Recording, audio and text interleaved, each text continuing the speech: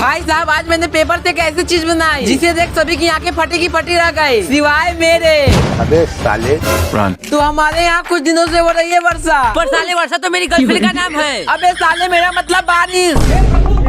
साला पता नहीं अब मैं अपनी गर्लफ्रेंड से मिलने कैसे जाऊंगा। भाई मैं मिलवा दूंगा। कैसे? ओए चेले जरा बता तो।